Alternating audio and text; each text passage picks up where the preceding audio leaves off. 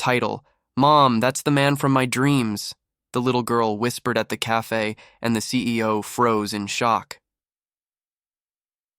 Rain tapped softly against the cafe window that morning, not loud but rhythmic, like a heartbeat echoing through time. Inside, the world felt warm. The smell of roasted coffee, soft chatter, the hum of quiet music.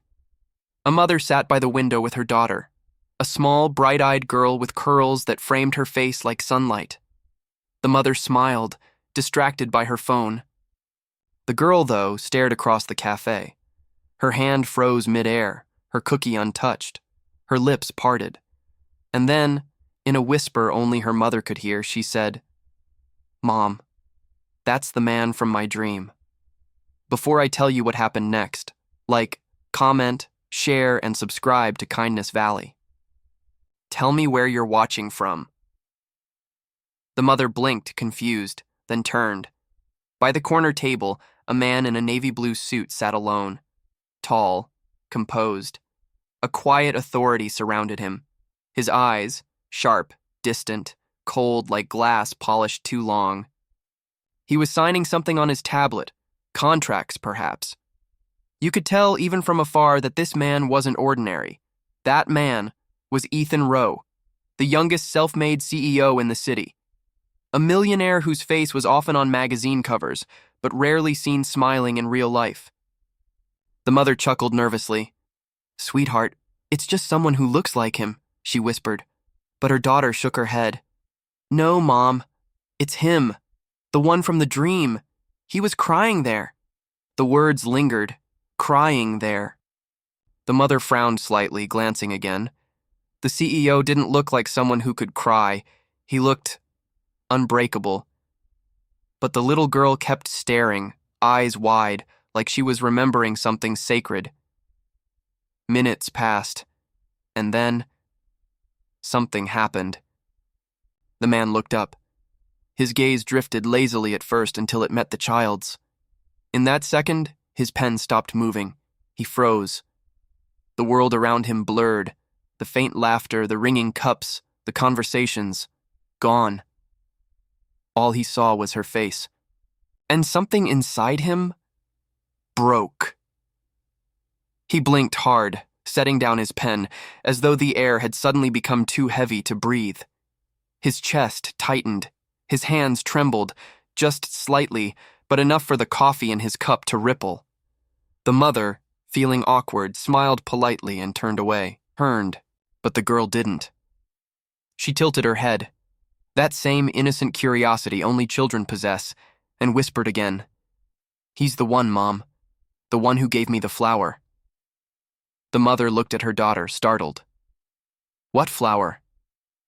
"The white one," she said softly. "He said I could keep it, and then he disappeared." The cafe doorbell jingled. The CEO stood.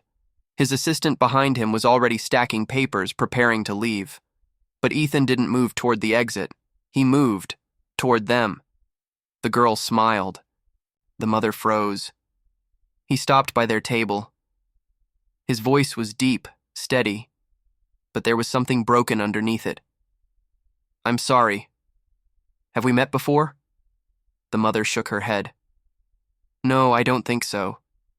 The girl looked up, eyes shimmering. "You were in my dream," she said.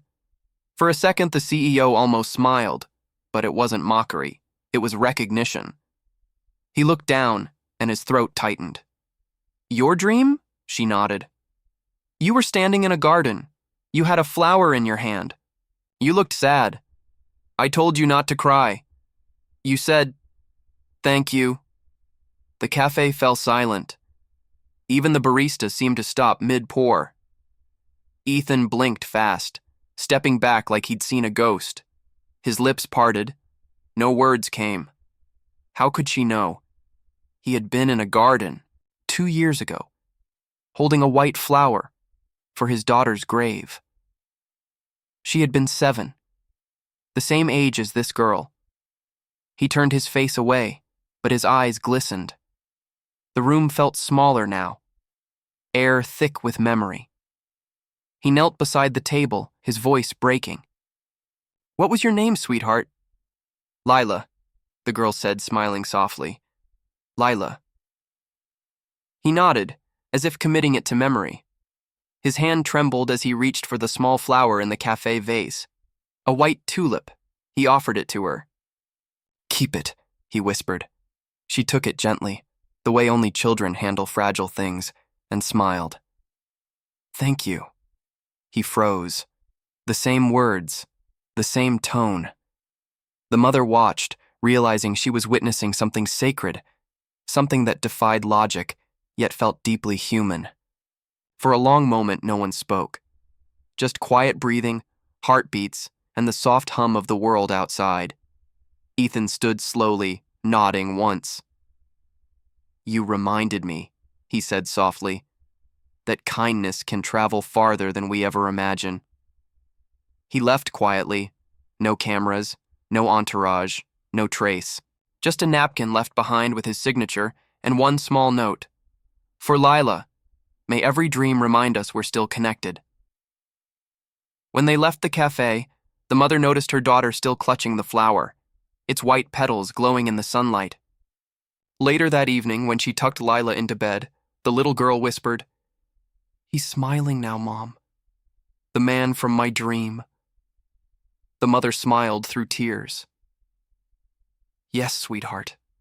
Maybe you helped him remember how. Some meetings in life are not coincidences. They are echoes of love traveling through time, disguised as chance encounters. Sometimes a stranger's face reminds us that the soul remembers what the mind forgets. If this story moved you, like, comment, and share your Kindness Valley thoughts below, and subscribe for more untold stories.